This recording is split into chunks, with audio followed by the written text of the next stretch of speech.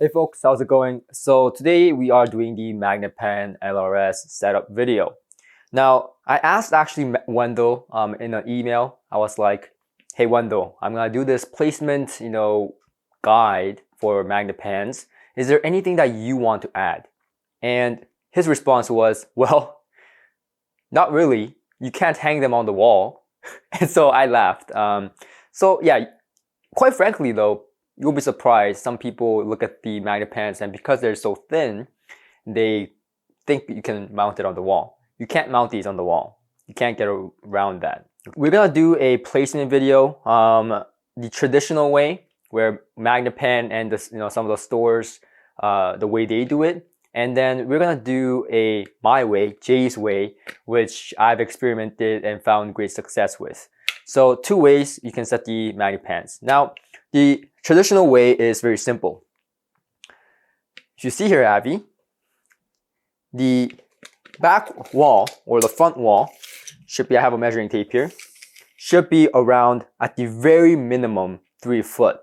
So right now we have it at 3'7", right? But you want it at the very minimum 3 foot off the back wall. Now this may seem like a lot, right? Even for a minimum, but that is not the case, because if you see here, we have a Klipsch, 8000F speakers over here, right? Get that on film, Abby. Can you see that? Or can't you see that? It's too dark. Oh, it's too dark? Okay. So we do have one here, but so basically it's a box design. So even if you see this one, right?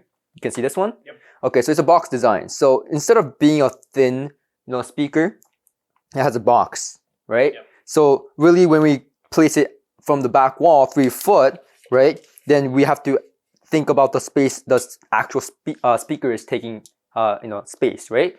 So Magnepan, you don't have to worry about that because it doesn't have our physical box. So although 3 foot sounds like a lot, it's just literally a panel. You're putting a panel 3 foot away from the wall. So it's not that much, okay?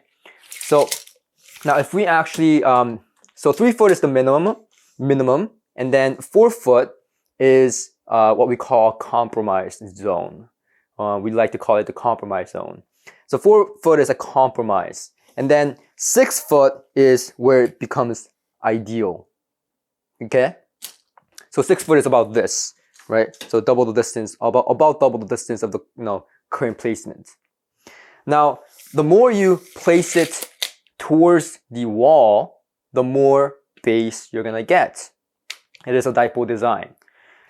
So depending on how much bass you want, you can place it closer to the wall or further away. You want to start at 6 foot and then start pushing it back little by little and tuning it the way you like it, the amount of bass you like. Now there's a very scientific reason why Magnepan recommends 6 foot away from the wall, the reflection from the back wall, etc., etc. You want to basically the idea is you want to diminish as much of the back wave as possible, the reflections as much as possible. So that is why the 6 foot rule is there.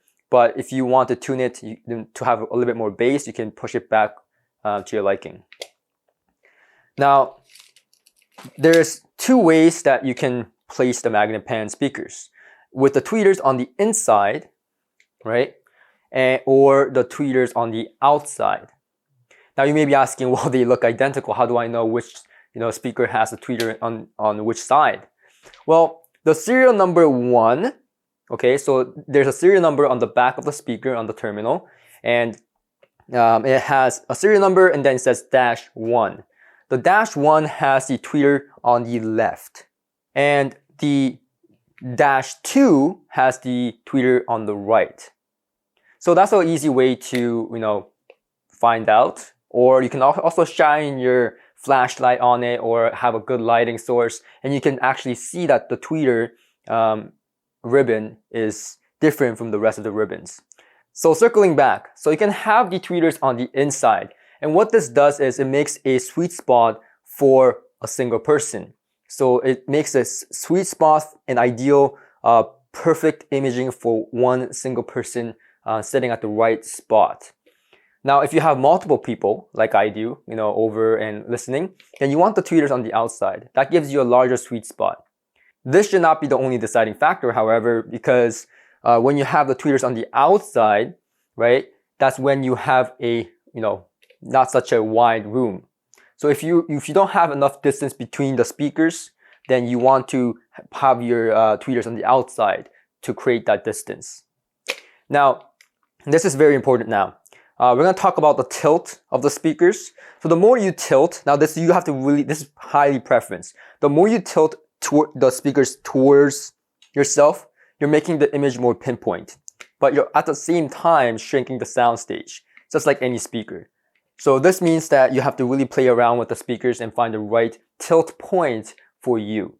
Now the other thing is, if you come here, Avi, show the foot. There's this little hinge thingy here.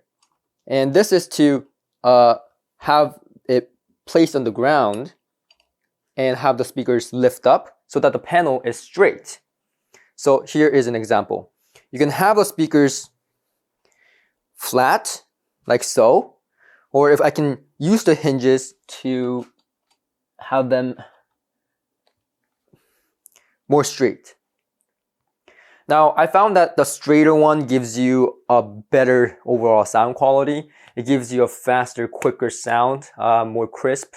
Now, if you find that this is a little bit not to your taste, then you can have it placed back to its original form.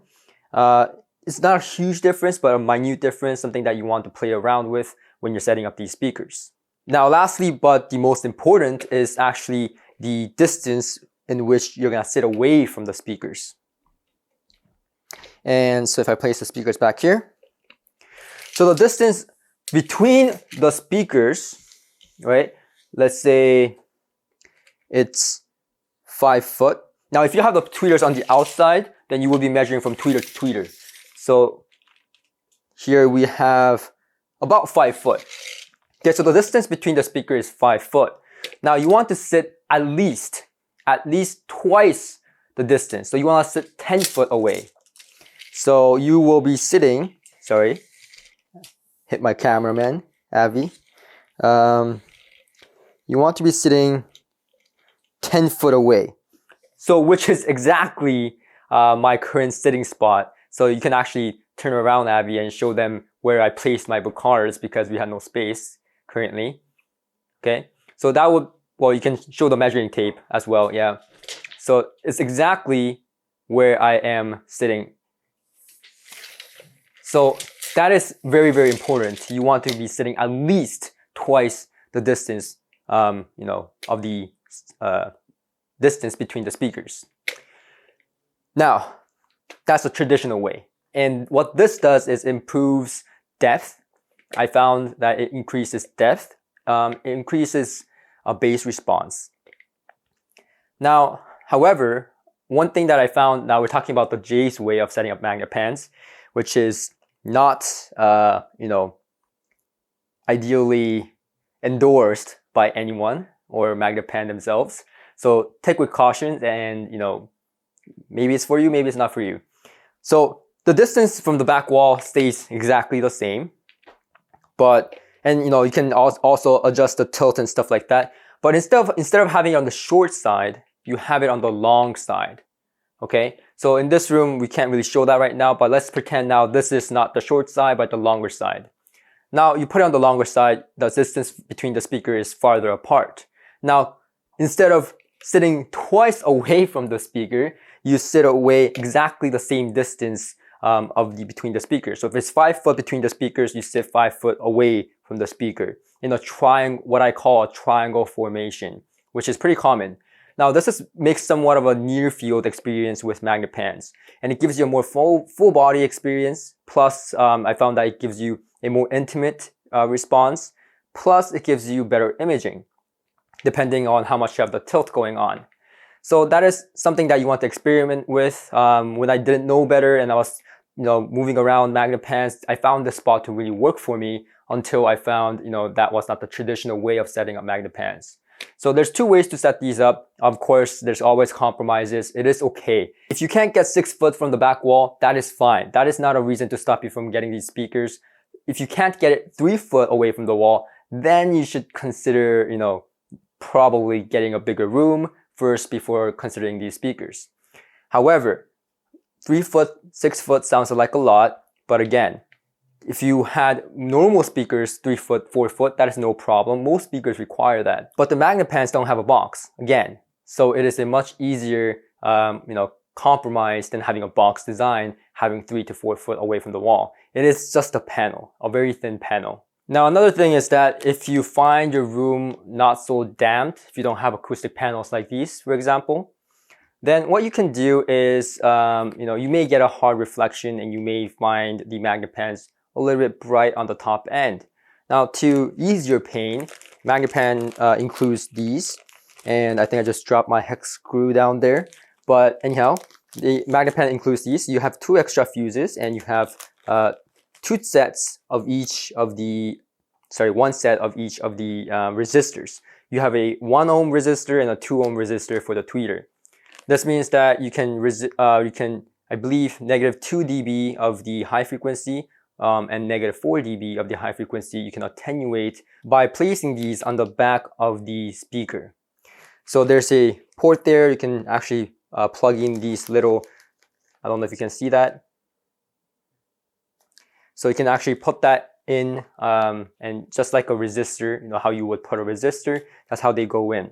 Now, I'm not going to open this up and show that to you. It's very self-explanatory and very easy to do. I'm just not going to open it because I just want to keep it sealed, because I never use attenuators. I have never had to use attenuators with Magnepans, but I never found Magnepans bright, but some may find it bright. So they do provide this for you within the package. So there you have it. This is the traditional way of setting up Magnepans. If you want to improve some of the aspect of the speaker a certain way, then you can either go Jay's way or Magnepan or the traditional way, and you'll certainly love these speakers. Thank you very much, and I'll see you guys in the next one.